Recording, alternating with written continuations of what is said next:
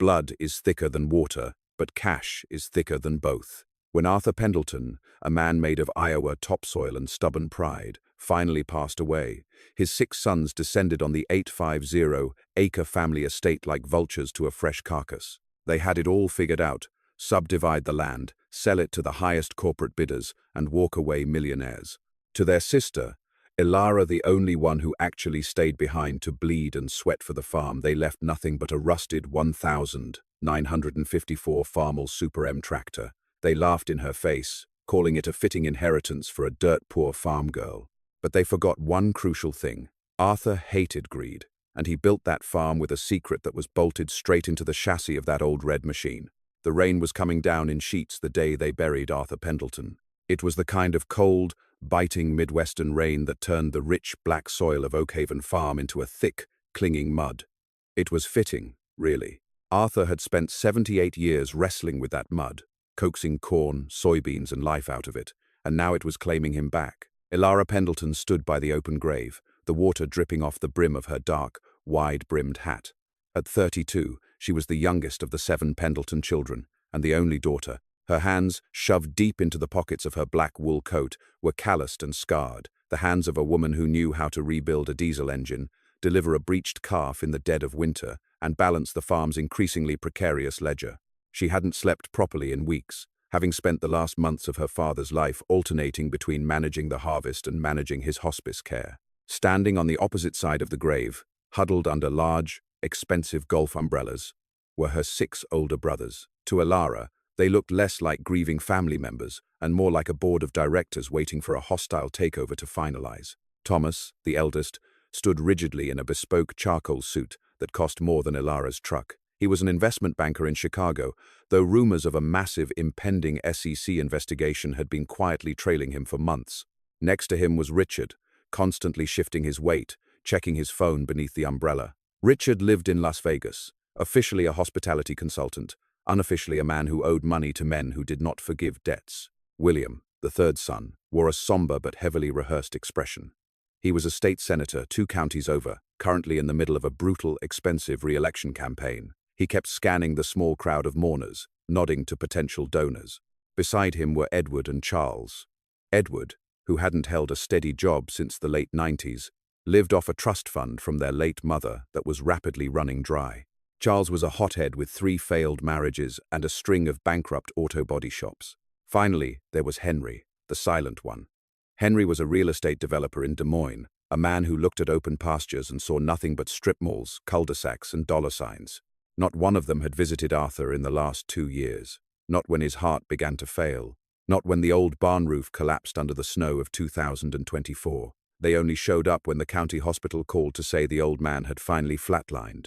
As the minister murmured the final prayers, Ilara watched Thomas lean over and whisper something to Henry. Henry smirked, a quick, sharp movement of his lips, and nodded. Ilara felt a cold knot tighten in her stomach. Oakhaven wasn't just a farm.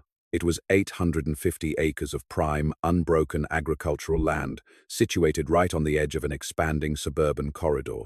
Developers had been circling the property like sharks for a decade, offering absurd sums of money. Arthur had always chased them off his porch with a shotgun. Dust to dust, the minister intoned, tossing a handful of wet earth onto the polished wood of the casket. The brothers didn't linger.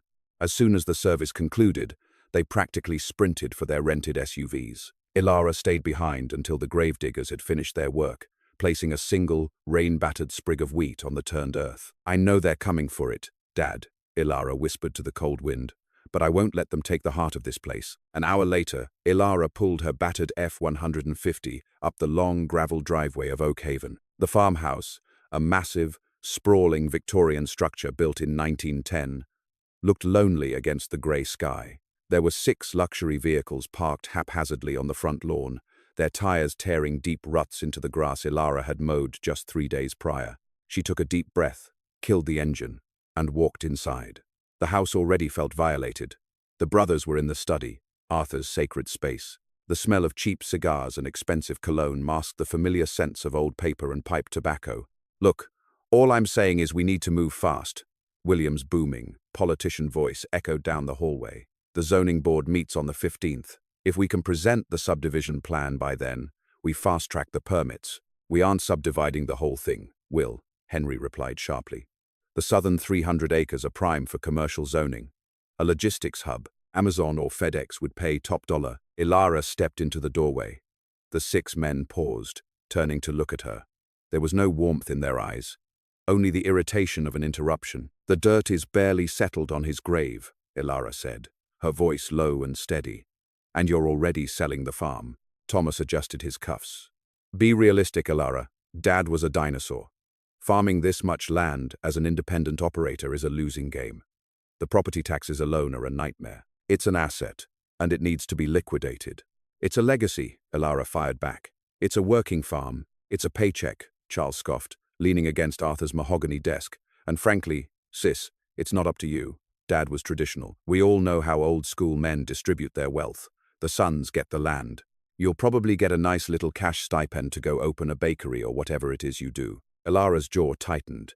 She knew Arthur was traditional, sometimes maddeningly so, but she also knew he wasn't blind. He had seen who broke their back for Oakhaven and who only showed up with their hands out.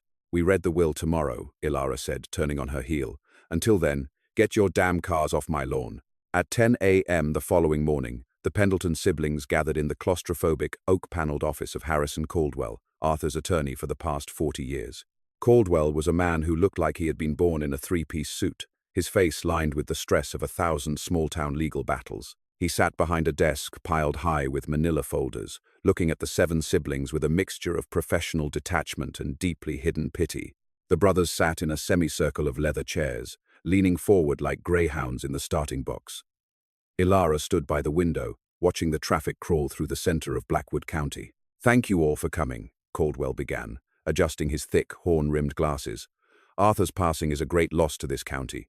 He was a difficult man, but a fair one. Let's skip the eulogy, Harrison, Thomas interrupted, tapping his expensive watch. I have a flight back to Chicago at 4. Just read the document. Caldwell shot Thomas a withering look. Very well. Arthur updated his last will and testament precisely 3 months ago. He was of sound mind, and the document is ironclad. Caldwell broke the wax seal on a thick envelope and pulled out several pages of heavy stock paper. He cleared his throat. I, Arthur John Pendleton, being of sound mind and deeply irritated spirit, do hereby declare this my final will and testament. The brothers chuckled at the opening, a shared moment of relief. The old man was predictable. To my 6 sons, Thomas, Richard, William, Edward, Charles, and Henry. Caldwell paused, letting the silence hang in the room. I leave the physical acreage of Oakhaven Farm, totaling exactly 846 acres, to be divided equally among you into 6 parcels of 141 acres each. The division of these parcels has been pre-surveyed and is attached in Appendix A. The room erupted. Edward let out a whoop of joy. Richard visibly slumped in his chair, the weight of his gambling debts momentarily lifting from his shoulders. Henry immediately began calculating the commercial value of 141 acres of highway-adjacent land. Ilara felt the floor drop out from beneath her. She gripped the windowsill, her knuckles turning white. He gave it to them. After 10 years of running the tractors, managing the crop rotation, and sacrificing her own youth to keep the farm alive, Arthur had handed the keys to the kingdom to the very men who wanted to destroy it. Wait, Thomas said, his sharp eyes narrowing. What about the farmhouse, the outbuildings? Caldwell consulted the document. The primary residence, barns, and silos sit on parcel number 3, which goes to Henry. However, any structural demolitions require unanimous consent of all 6 brothers. We'll bulldoze it by Friday, Charles muttered to Richard, who snickered. Ilara felt a hot tear trace down her cheek, but she furiously wiped it away. She would not cry in front of them. She turned to Caldwell. Is that it? Is there nothing else? The brothers looked at her, their expressions ranging from smug to mildly annoyed. Actually, Ilara, your father left a specific bequest for you, Caldwell said, his voice softening. He turned to the second page. To my only daughter, Ilara, who knows the true value of sweat and dirt, I leave my most prized possession. I bequeath to Ilara the 1,954 Farmall Super M tractor, currently resting in the north barn. I also leave her the contents of the farm's operating bank account, totaling $12,450 to aid in the transportation and maintenance of said vehicle. There was a moment of stunned silence, followed by an explosion of laughter from Charles. A tractor? Charles roared, slapping his knee. He gave you the old rust bucket? That thing hasn't run since the Bush administration. 12 grand and a pile of scrap metal, Richard chuckled, shaking his head. Well, Ilara, at least you have a ride out of town. Even Thomas, who rarely showed emotion, allowed himself a cruel smile. It's fitting, really. You always liked playing in the mud. Now you have the perfect toy for it. You've got 30 days to get it off Henry's parcel before we call a scrapyard. Ilara stood frozen. It wasn't just an insult, it felt like a betrayal. Why would her father do this? The Farmall Super M was ancient. It was the first tractor Arthur had ever bought brand new, back when he started the farm. He had retired it 20 years ago, parking it in the back of the drafty north barn, throwing a tarp over it. It was a sentimental piece of junk. Caldwell held up his hand, demanding quiet. There is one final clause. Arthur insisted I read it verbatim. The brothers settled down, looking mildly bored. To my sons, you have the dirt. Do with it what you will, if you can. To my daughter, the land changes but the roots remain.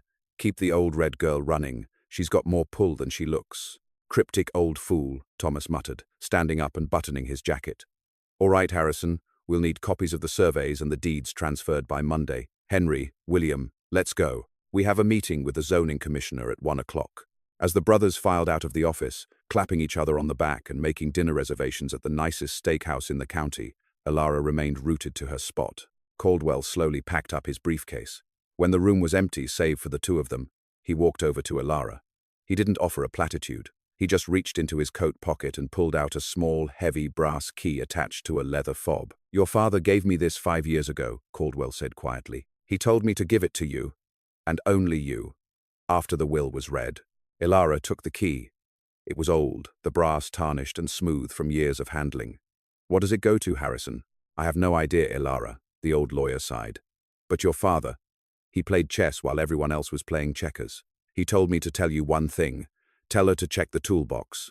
By the time Ilara returned to Oakhaven, the invasion had already begun. White surveyor vans from Blackwood Engineering were parked along the gravel shoulders of the county road. Men in neon yellow vests were walking through Ilara's freshly sprouted winter wheat, driving wooden stakes with bright orange ribbons into the earth. They were marking the boundaries, drawing the lines that would carve up her life's work. Ilara drove past them, her jaw set, and parked down by the north barn. The structure was sagging, its red paint faded to a dull, flaking pink. This part of the property was technically on Parcel 4, which had gone to Edward. Edward, who would undoubtedly sell it to the first buyer who offered him a check large enough to clear his bar tabs. She pushed open the heavy wooden doors. The hinges screamed in protest. The air inside smelled of dust, ancient hay, and the sharp tang of dried motor oil. She walked past the modern John Deere combines and the massive Case IH tractors that she usually operated. Way in the back, sitting in the gloom like a forgotten monument, was a massive canvas tarp. Ilara grabbed the edge of the heavy canvas and pulled. Dust billowed into the shafts of sunlight piercing through the roof. There it sat, the 1954 Farmall Super M. It was a row-crop tractor, tall and spindly, with a narrow front end and massive, heavily treaded rear wheels. Its red paint was heavily oxidized, pitted with rust. The seat cushion was torn, spilling yellow foam. The exhaust stack was rusted brown. It looked exactly like what her brothers thought it was, scrap metal.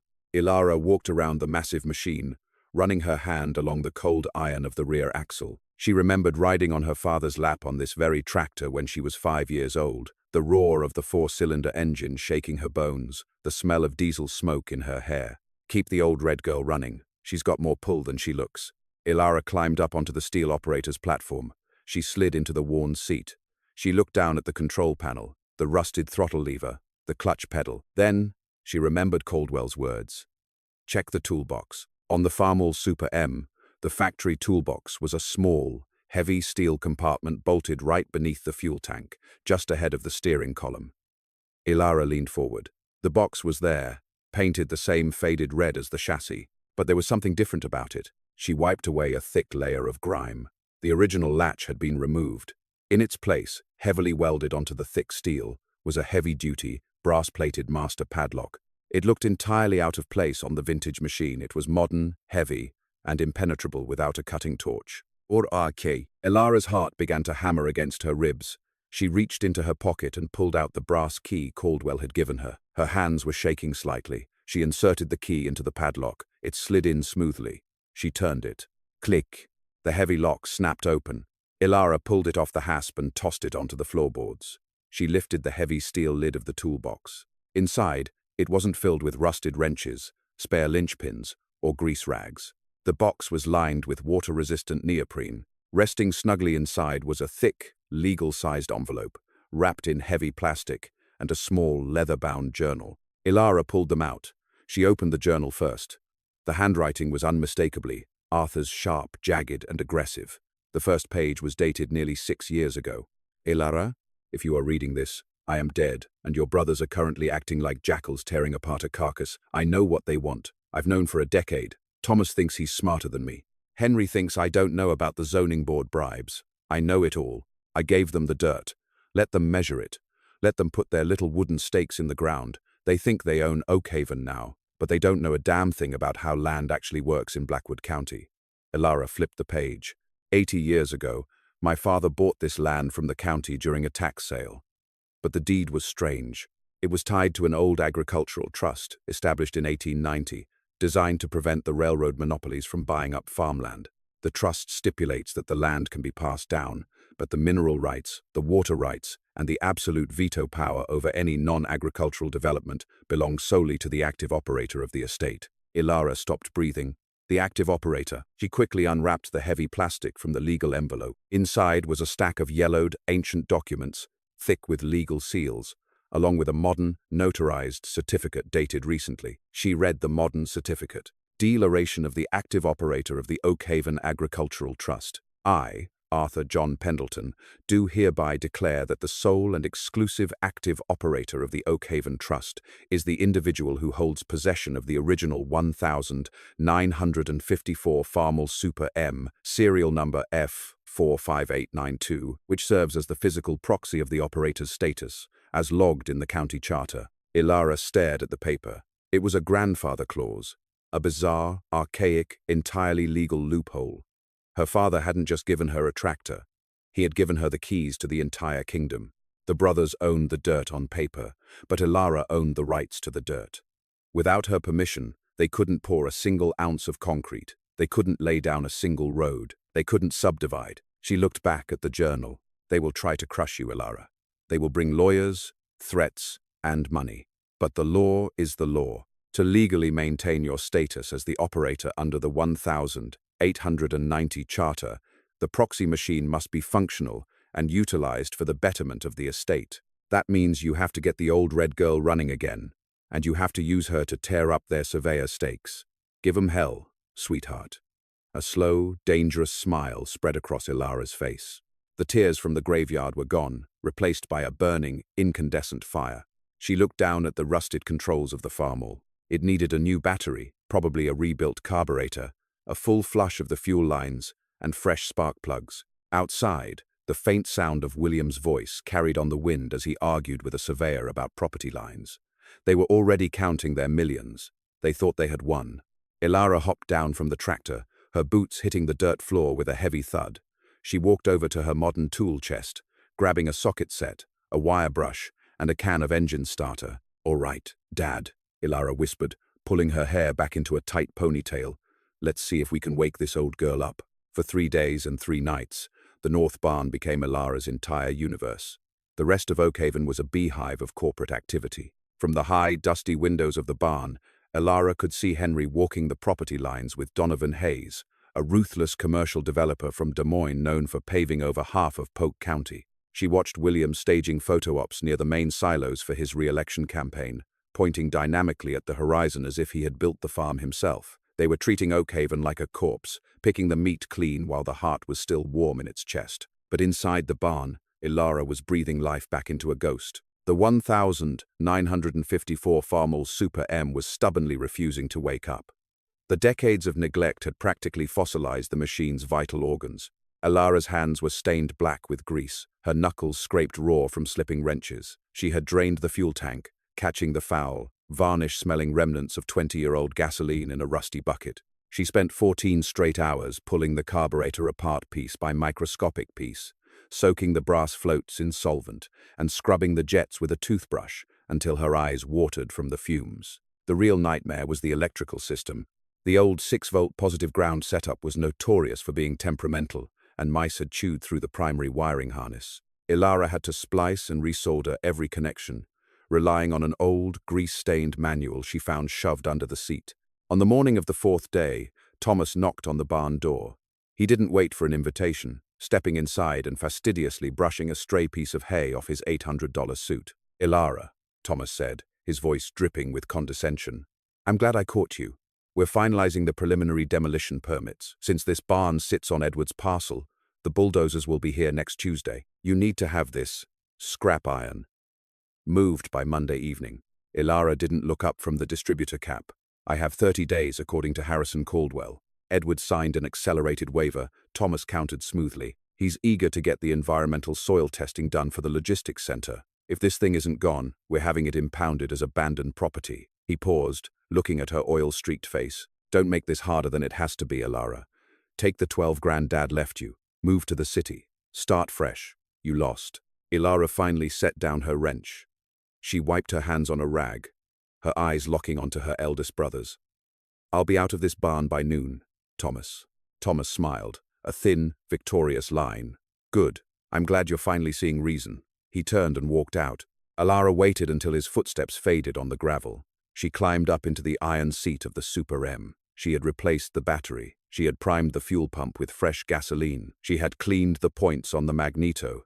This was it. She pushed the clutch pedal down. It was so heavy she had to stand on it with almost all her weight. She set the throttle lever to a quarter open, pulled the choke, and hit the starter button. The starter motor whined a high, desperate grinding sound that echoed off the wooden rafters. "Rrr." "Nothing. Come on, old girl," Ilara whispered, adjusting the choke. "Don't let them win. Please." She hit the button again. "Rrr, cofferer." A thick puff of black smoke shot out of the rusted exhaust stack. The engine shuddered violently, throwing a shower of rust flakes onto the hood. Ilara slammed the choke in and threw the throttle wide open. With a deafening, percussive roar, the 4-cylinder engine detonated into life. It was a magnificent, violent sound.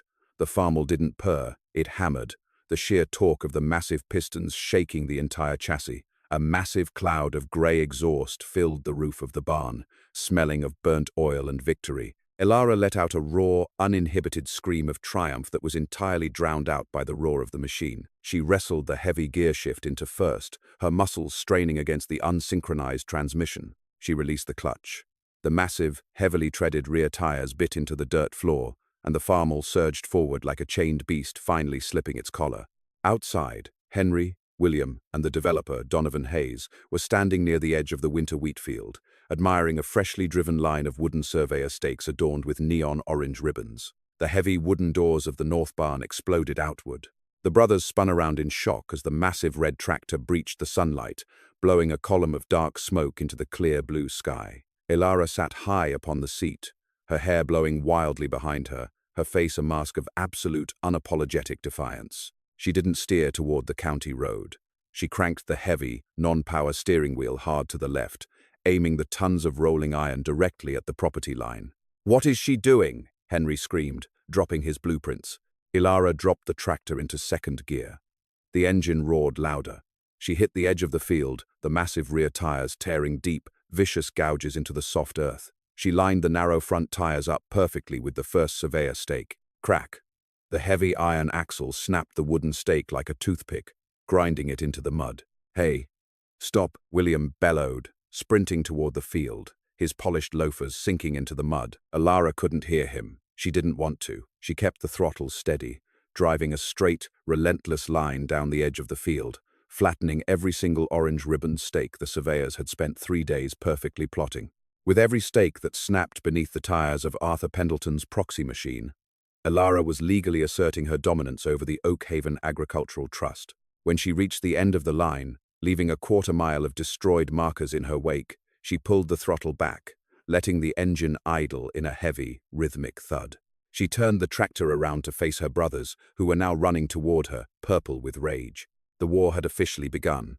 "You are out of your mind," Thomas screamed over the idling thud of the Farmall. He was flanked by Henry and William, all three of them staring in horror at the ruined line of surveyor stakes. Ilara cut the engine. The sudden silence in the field was deafening, save for the ticking of the cooling exhaust pipe. She calmly climbed down from the tractor, a heavy steel lug wrench casually gripped in her right hand. Those stakes were marking the boundaries for the commercial subdivision, Henry yelled, his face slick with sweat. Do you have any idea how much Blackwood Engineering charged us to plot those? You just destroyed $10,000 worth of surveying. Get off my land, Henry, Ilara said, her voice eerily calm. Thomas stepped forward, adopting his best corporate intimidation posture. Your land? You seem to be confused, Ilara. You don't own a single square inch of this property. You own a piece of junk that you just used to commit vandalism. I'm calling the sheriff. Call him, Ilara challenged, leaning against the massive rear tire of the tractor. But while we wait for Sheriff Boyd to get here, you might want to call your lawyer first. Thomas scoffed. I don't need Mitchell Reed to handle a petty vandalism charge. You'll need him for the title dispute, Ilara replied. She reached into her thick canvas jacket and pulled out the legal envelope she had found in the toolbox. She tossed it onto the hood of Henry's nearby SUV. What is this? Thomas demanded, eyeing the envelope suspiciously. That is a certified, notarized copy of the Oakhaven Agricultural Trust, established in 1890, Ilara explained, her eyes cold and steady. It seems Dad didn't just leave you the land. He left you the surface deeds. But the trust dictates that the mineral rights, the water rights, and all commercial development rights are severed from the surface deeds. They belong entirely to the trust. William, the politician, frowned, his political instincts sensing a trap. And who controls the trust? The active operator of the farm, Ilara said, a slow smile spreading across her face, a status legally defined in the charter as the individual who maintains and utilizes the primary operational proxy machine.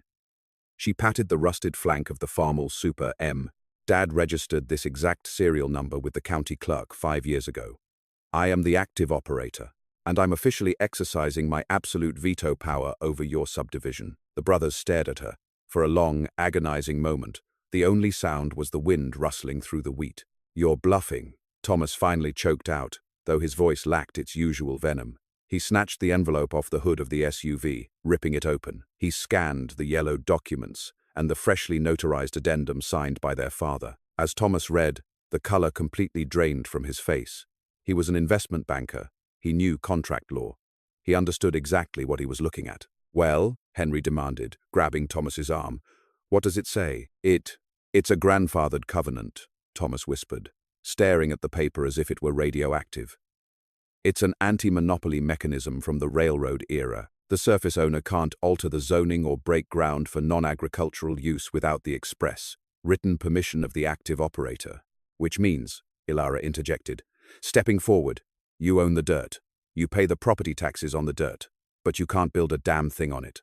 No logistics centers, no strip malls, no subdivisions. If you try to bring a bulldozer onto this property, I will have you arrested for violating the trust. This is insane, William exploded, running a hand through his perfectly styled hair. Dad couldn't do this. He left us the land in the will. He left you exactly what you deserved, Ilara shot back, the years of resentment finally boiling over. He gave you the illusion of wealth. You wanted to sell out his legacy to the highest bidder without ever getting your hands dirty. Now you're stuck with 846 acres of farmland that you can't sell to a developer, because no developer will buy land they can't build on. We can fight this, Henry snarled, pulling out his phone. We'll take you to court. We'll tie this up in litigation for a decade. Go ahead, Ilara said. You'll be paying commercial property taxes on useless land the entire time. How long can you afford that, Henry? What about you, Richard? I hear the boys in Vegas are getting impatient. Richard, who had just walked up from the farmhouse, froze at the mention of his debts. Thomas held up a hand, trying to regain control. Okay, Ilara, you made your point. Dad played us. You have leverage. He swallowed hard, his pride visibly fracturing. What's your number? Excuse me? Your price, Thomas said, adopting a negotiating tone. Everyone has a price. You want to be bought out of the trust? Fine, we'll pool our resources. $2 million, cash. You sign over the active operator status, take your tractor, and walk away a millionaire. Ilara looked at her eldest brother. She looked at the desperation in his eyes, the greed that had consumed his entire life. Oakhaven isn't for sale, Thomas, Ilara said softly, but with the immovable weight of a mountain. Not for 2 million. Not for 20 million. I'm going to plant corn on parcel 1 next week. If you step on my seedlings, I'll sue you for crop damage. Now get off my farm. By midnight, The atmosphere inside the local Best Western hotel room had deteriorated from panic into pure, venomous desperation. Thomas was pacing the threadbare carpet, a glass of cheap bourbon clutched in his hand. William was aggressively rubbing his temples, realizing his political donors were going to abandon him the second they realized he couldn't deliver the highway-adjacent zoning he had promised them. But it was Charles and Edward who were the most dangerous. They didn't have Thomas's corporate salary or William's political connections. They had banked everything on the immediate sale of Oakhaven. Mitchell Reed practically laughed at us on the phone, Thomas muttered, taking a long pull of bourbon. He said breaking an 1,890 agricultural trust is like trying to repeal the law of gravity. The precedent is ironclad. Unless Ilara voluntarily relinquishes the title or the terms of the proxy are violated, we are legally neutered. Read that part again, Charles said, his dark eyes narrowing. He was slouched in a cheap armchair, aggressively picking at his fingernails. The terms of the proxy. Thomas sighed, picking up the copy of the document he had photographed on his phone. To legally maintain status as the active operator, the designated proxy machine must be functionally maintained and actively utilized for the betterment of the estate. Functionally maintained, Edward repeated, catching his brother's drift. If that piece of junk tractor doesn't run, she isn't the active operator. Exactly, Charles said, sitting up. Dad tied the whole billion-dollar loophole to a 70-year-old tractor. A tractor that barely survived being started today. Machines break, especially old ones. If that engine block were to, say, crack beyond repair, the trust is dissolved. The land reverts fully to the surface deed holders. Thomas stopped pacing. That's destruction of property. It's a felony. It's only a felony if you get caught, Charles countered, standing up. She parked it back in the north barn, the one that sits on my parcel. I have a legal right to be on that land. If I happen to be out there tonight inspecting my property, and that tractor happens to suffer a catastrophic mechanical failure. William looked away, intentionally staring at the wall. I didn't hear any of this. I have plausible deniability. You're a coward, Will, Charles sneered. He looked at Edward. You in? We crack the block, pour silica sand in the crankcase, and smash the magneto. It'll never run again. By tomorrow morning, Ilara is just a trespasser on our property. Edward, thinking of his dwindling trust fund, nodded slowly. Let's do it. At 2 a.m., the Oakhaven farm was swallowed by the deep, oppressive darkness of the rural Midwest. There were no streetlights, only the pale sliver of a crescent moon cutting through the cloud cover. Charles and Edward parked their rented sedan half a mile down the county road, hiking through the damp grass to avoid the crunch of gravel on the driveway. They moved like shadows toward the silhouette of the north barn. Charles carried a heavy steel sledgehammer. Edward carried a large plastic jug filled with highly abrasive aluminum oxide sand, stolen from a local sandblasting shop. The barn doors were closed but unlocked. Charles gently pulled one open, the hinges giving a low, mournful creak. The interior was pitch black. Turn your flashlight on, just for a second, Charles whispered. We need to find the hood latches. Edward clicked on a small tactical flashlight, keeping the beam pointed at the dirt floor. He swept it upward, illuminating the massive front grille of the Farmall Super M. All right, Charles muttered, gripping the sledgehammer. Let's gut this thing.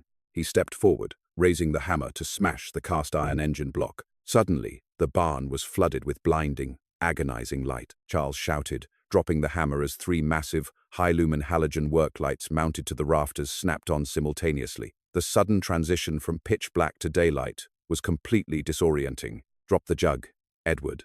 A deep, gravelly voice echoed from the shadows near the back of the barn. Edward froze, his eyes adjusting to the glare. Stepping out from behind the rear tire of the tractor was Sheriff Silas Boyd. He was a massive man, wearing the tan and green uniform of the Blackwood County Sheriff's Department, his hand resting casually on the butt of his holstered sidearm. Beside him stood Ilara, holding a thermos of coffee, looking utterly unsurprised. Sheriff Boyd, Charles stammered, his heart hammering against his ribs.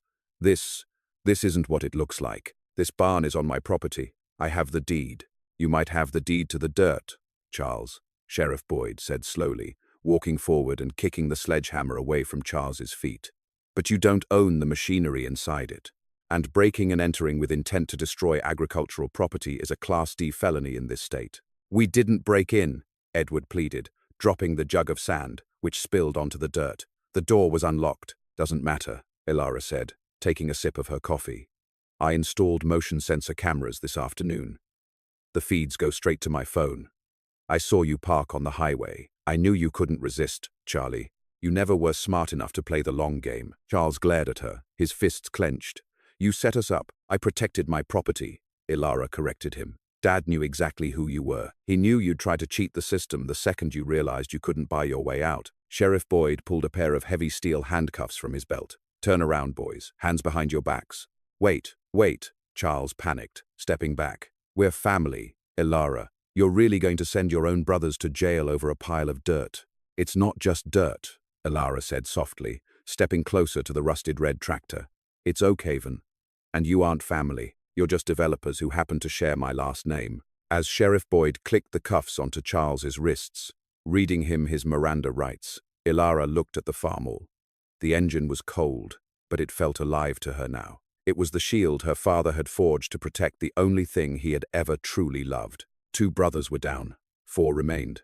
The war for Oakhaven was far from over, but Ilara had just taken the high ground, and she had no intention of surrendering an inch. The morning after Charles and Edward were hauled away in the back of Sheriff Silas Boyd's cruiser, the air at Oakhaven felt different. It was crisp, carrying the scent of damp earth and blooming alfalfa, but it was also heavy with the unspoken reality of an escalated war. Ilara had won the Battle of the Barn, but she knew Thomas and Henry were not the type of men to retreat. They were corporate apex predators. If they couldn't take the farm by brute force, they would try to starve it to death.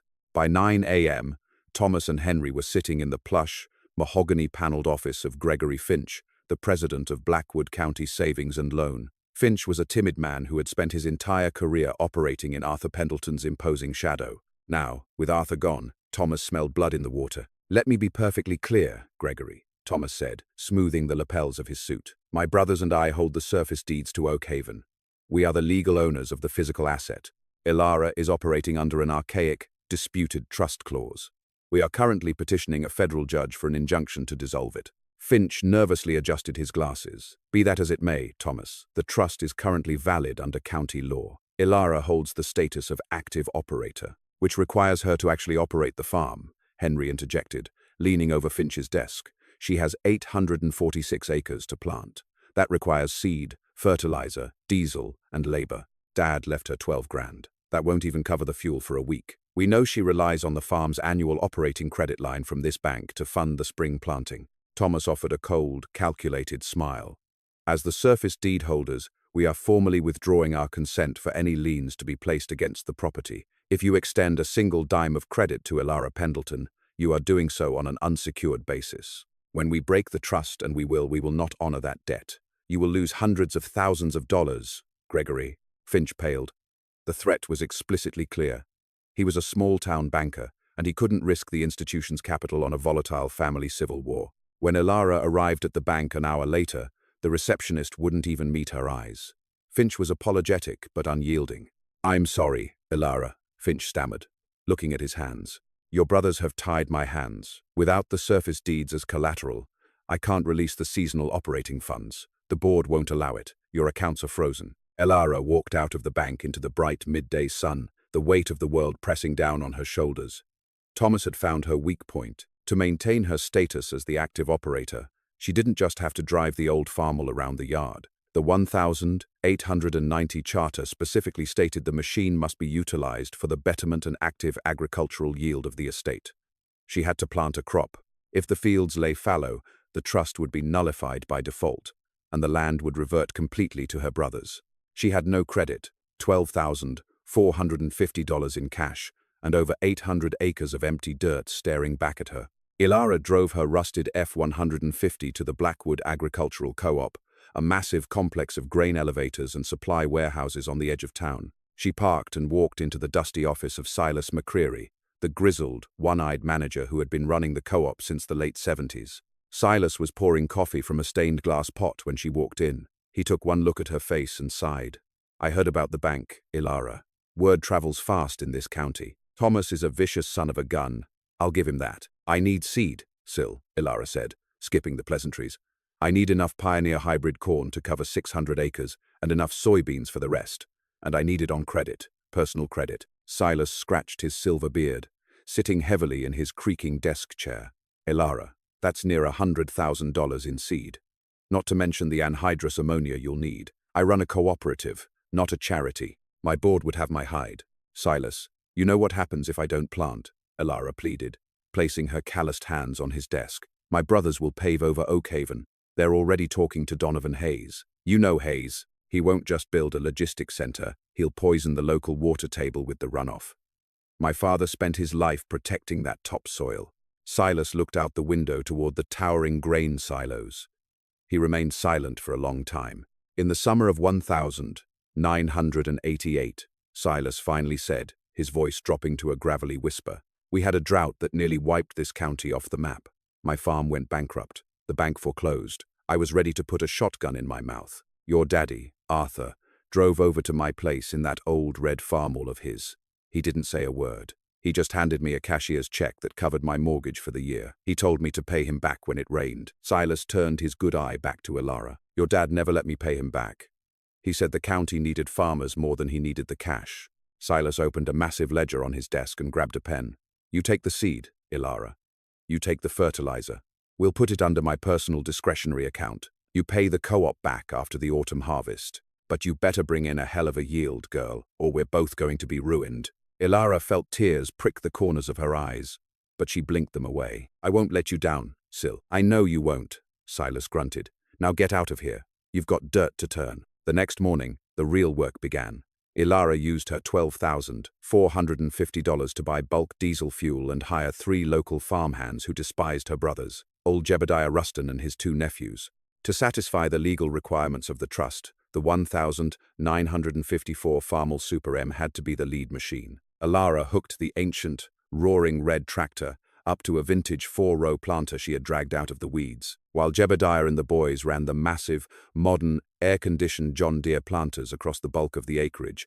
Elara spent 14 hours a day baking in the open sun, wrestling the heavy, non-power steering of the Farmall, planting the perimeter fields inch by agonizing inch. Her brothers watched from the county road in their luxury cars, waiting for her to fail, waiting for the old tractor's engine to blow, waiting for her to run out of money. But the Farmall never quit. It hammered away, day after day, a relentless heartbeat of iron and fire, until every single acre of Oakhaven was seeded. Summer arrived in Blackwood County with a brutal, suffocating humidity. The corn in Oakhaven's fields shot up, creating a vast, unbroken ocean of dark green stalks. Elara had done it. The farm was fully operational, the crop was thriving, and the 1,890 trust was utterly impregnable. For the Pendleton brothers, however, the summer heat was the least of their problems. Their grand, arrogant scheme was rapidly collapsing into a catastrophic nightmare of their own making. The first domino to fall was Henry's zoning manipulation. Months prior, acting on sheer hubris and absolute certainty that he would inherit the land cleanly, Henry had leveraged his political connections to quietly rezone his 141-acre parcel, along with Thomas's and Williams, from agricultural to prime commercial. He did this to instantly inflate the appraised value of the land, using it to secure a massive line of credit for his development firm. But Henry had fallen into Arthur's ultimate, invisible trap. Because the trust legally prohibited any commercial development, the land was functionally useless to any buyer. However, the county tax assessor didn't care about the trust's development restrictions. The assessor only cared about the official zoning status. In late July, the property tax bills arrived. Elara, whose parcels remained strictly agricultural, owed a modest, easily manageable sum. But Thomas, William, and Henry opened their mail to find catastrophic figures. Because their land was zoned prime commercial, it was taxed at the highest possible corporate rate. They each owed the county upwards of $65,000 in property taxes, payable immediately. Panic set in. The brothers convened an emergency meeting in a rented conference room at a downtown Des Moines Marriott. The atmosphere was toxic. Charles and Edward were absent, having been cut off from the family trust to pay for their criminal defense lawyers. "I don't have $65,000 in liquid cash," William shouted, slamming his tax bill onto the polished table. His political career was in freefall. His donors had abandoned him after the scandal of his brother's arrests, and he was hemorrhaging money on a doomed re-election campaign. "You told me the zoning change was a stroke of genius, Henry. You told me we'd sell it before the taxes were even assessed. I didn't know about the damn 1,890 grandfather clause." Henry fired back, his face flushed purple. He looked haggard. Donovan Hayes, the ruthless developer, had officially filed a multi-million-dollar lawsuit against Henry for breach of contract, freezing Henry's corporate accounts. "I can't pay it either," Hayes has my assets locked up in escrow. They both turned to Thomas. The eldest brother sat at the head of the table, staring blankly out the window at the city skyline. Thomas looked 10 years older than he had at the funeral. The bespoke suit was wrinkled. His tie was loose. Thomas, William pleaded, you have to float us, just until we can figure out a legal angle to break Ilara's hold. Thomas slowly turned his head. His eyes were hollow, devoid of their usual predatory gleam. I can't float you, Will. I can't float myself. What are you talking about? Henry demanded. You're a senior partner at Vanguard Investments. I was a senior partner, Thomas corrected, his voice flat. The SEC raided my Chicago office 3 days ago. They seized my hard drives, my ledgers, everything. They froze my personal accounts pending a federal indictment for wire fraud. I have less than $400 to my name right now. A stunned, horrifying silence fell over the conference room. The reality of their situation crashed down on them like a physical weight. They owned 846 acres of some of the most beautiful land in the Midwest, a property worth millions on paper. But they couldn't build on it. They couldn't sell it because of the trust, and they couldn't afford the taxes to keep it. If they defaulted on the taxes, the county would seize the land, and it would be sold at a public auction where Ilara, backed by the agricultural community, would simply buy it back for pennies. They were trapped. Their father hadn't just denied them the farm. He had actively weaponized their own greed against them, turning the inheritance into a financial black hole. There's only one way out, Thomas whispered, rubbing his face with trembling hands. We have to surrender. 2 days later, Thomas drove out to Oak Haven alone. He didn't park on the grass this time. He left his rented car on the gravel shoulder and walked up the long driveway. He found Ilara in the north barn. She was wiping grease off the pristine, polished hood of the 1954 Farmall Super M. She had spent her evenings restoring the old girl, sanding away the rust and applying a fresh coat of factory-matched International Harvester red paint. The tractor gleamed in the afternoon sun, a monument to endurance. Thomas stopped at the threshold of the barn. He looked at the tractor, then at his sister. There was no arrogance left in him. He looked like a beaten man. Ilara, Thomas said quietly. Ilara didn't stop polishing. You're trespassing, Thomas. I came to make a deal, he said, his voice cracking slightly. We're drowning, Ilara. The taxes, the lawsuits, the SEC. We're going to lose everything. If you just lift the trust restriction on my parcel, just the 141 acres, I can sell it to Hayes. It will give me enough capital to pay for a defense attorney and keep me out of federal prison. Please. Ilara finally stopped. She tossed the rag onto the workbench and turned to face her eldest brother. She looked at his expensive, ruined shoes, his trembling hands, his desperate eyes. She felt a brief, fleeting flicker of pity, but she quickly extinguished it with the memory of him laughing at her inheritance, of him ordering bulldozers to destroy her father's legacy. No, Ilara said, the word ringing like a gunshot in the quiet barn. Ilara, I'm begging you. I'm your brother. You lost the right to call yourself that the day you tried to sell Dad's grave to a strip mall developer, Ilara replied coldly. You wanted to play the game, Thomas. You thought you were smarter than the old man. You weren't. Then what do you want? Thomas yelled, his desperation boiling over into rage. Do you want to see us on the street? Do you want to destroy us? I don't want to destroy you, Ilara said calmly. I just want my farm back. All of it. She reached into her back pocket and pulled out a folded piece of paper, handing it to him. Thomas unfolded it. It was a formal legal offer, drafted by Harrison Caldwell. I will assume the total sum of your county property tax debts, Ilara explained. I will also pay the legal fees to settle Henry's breach of contract suit with Donovan Hayes. In exchange, you and the other 5 will sign over the surface deeds to all 846 acres. Complete and total relinquishment of the property. Thomas stared at the paper. You're offering to take our debt, but giving us 0 equity. You're taking the land for free. I'm taking a liability off your hands, Ilara corrected. A liability that is currently destroying your lives. It's the only lifeline you're going to get. Take it, or the county seizes the land in October, and you still go to prison for tax evasion. Thomas looked at the pristine red tractor, then at Ilara's unyielding expression. He slowly folded the paper, the last remnants of his pride crumbling to dust. I'll talk to the others, he whispered, turning away. By mid-October, the air in Blackwood County had turned sharp and cold. The leaves of the ancient oaks lining the property had burned into brilliant shades of orange and gold. It was harvest time. The 6 Pendleton brothers sat silently in the study of the Oak Haven farmhouse. The room felt exactly as it had the day they invaded it after the funeral, but the dynamic had fundamentally shifted. They were no longer a board of directors.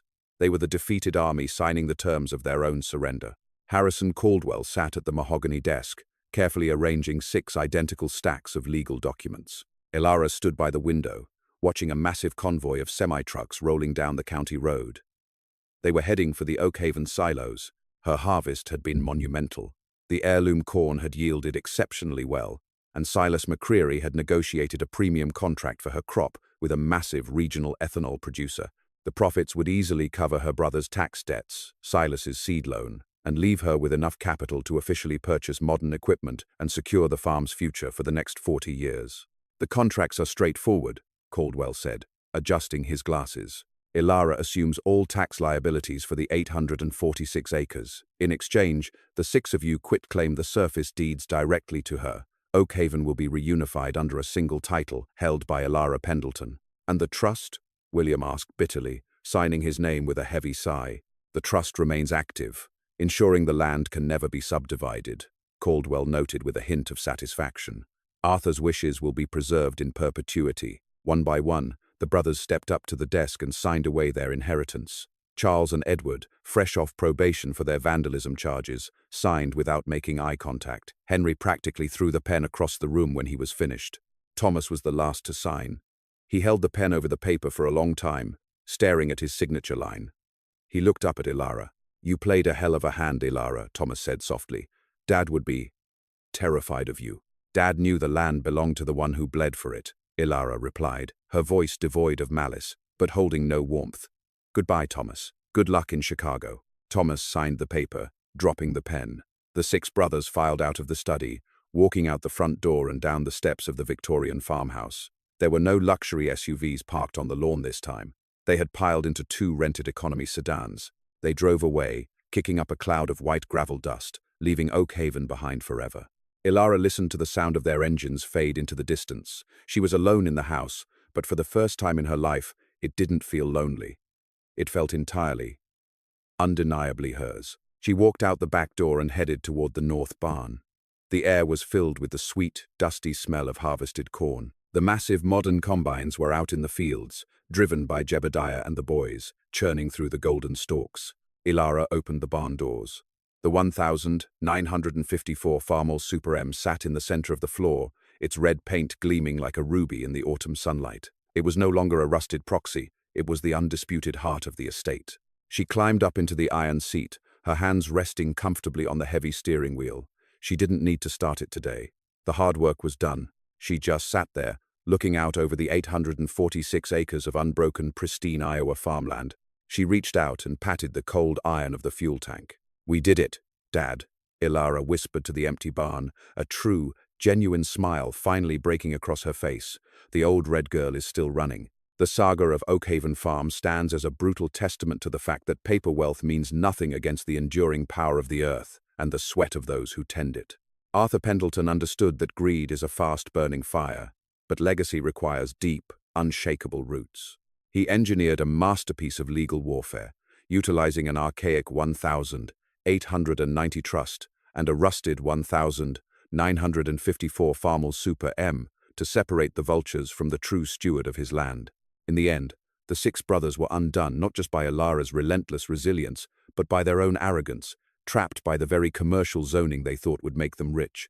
Ilara emerged victorious, reunifying the 850 acres. She proved that true inheritance isn't something you are simply given in a will.